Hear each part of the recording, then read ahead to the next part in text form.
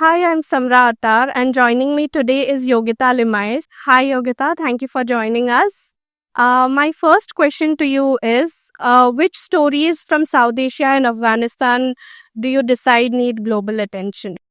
Thanks so much, Samra. So I think when you go into any country to cover it, I think it's really important even before you get in there to speak to as many people on the ground there. So whether it's ordinary civilians or whether it's agencies, organizations working on the ground. In India, it's slightly different because I am an Indian and I live in India. So I have the lived experience of it. So it's kind of, I think, easy for me to decide. But when I'm going to a foreign country, I always speak to people on the ground and they usually give you a sense of what is the most critical story to cover at that moment. So I would say, for example, in Afghanistan at the moment, there is a real crisis of hunger. And so when we went into Afghanistan recently, that is what we focused a lot on. But of course, an ongoing story is the Taliban's restrictions on women, which isn't new. It's been going on for a while. But again, it's a story that needs continued focus and attention. So that is something that we covered as well. And during your panel, you spoke about going through safety training before going on ground. So, could you talk a little bit about what exactly is it that you go through during these trainings, and does it always kick in? So yeah, we do. We actually have formal training, which we have to refresh once every 3 years. And that formal training includes, it sort of includes training of being in war zones and they actually simulate scenarios. So it's not just theoretical training. They actually sometimes simulate scenarios where you might be in war zones and you have to treat people with injuries. You've got to use the first aid kit that you have because you might end up having to treat a colleague. You might end up having to treat yourself. So I think what that kind of does is it makes you used to opening up a first aid kit, bandages, medicines, things like that, and actually using it firsthand.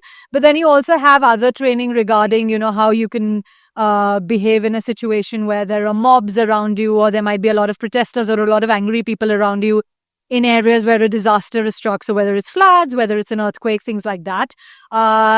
And I think, look, I don't know whether it always kicks in or not. I can only tell you it has kicked in when I have been in those places. And I think that's because it's like every, any kind of training or education, the more you do it, and if you keep revising it over and over and over again, you will find that when you land up in that situation, you will be able to apply the skills and the knowledge that you've learned.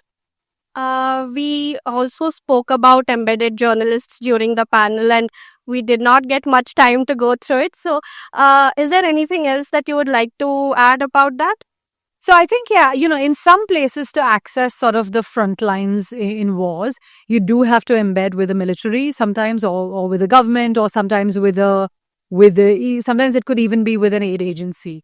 I think what is the most critical bit of that is there are two critical bits. I would say that one part is to still assess whether that risk is worth taking. The access that you are getting, what kind of access is that going to be? Is it going to be controlled? Is it going to be unfettered? Is it worth taking that risk? I think the second part of it is being very honest with an audience about if you were controlled in a particular way, that there were things you couldn't show or things you couldn't say or people you couldn't interview. Or things you were not allowed to do because you were going along with the military. And I think what is really important is that whatever limitations were there, you're just honest with the viewers, with the readers about that. Also, there is a certain perception about Indian journalists given the state of the mainstream TV media. So, have you, as an Indian journalist, ever had to deal with that? I have experienced it. I've experienced it in Bangladesh when we went soon after the student protests and Sheikh Hasina fled. And there was a certain impression about Indian journalists. And so, of course, I am Indian, even though I work for the BBC, I think there was a lens of kind of looking at me like that. But I think, again, if that felt like it was going to get us into a violent situation where we might have been at risk, then I think we would have just withdrawn. But I think usually in that situation, if you're able to talk to people and communicate honestly where you work, what your intention is, I usually think that does diffuse matters.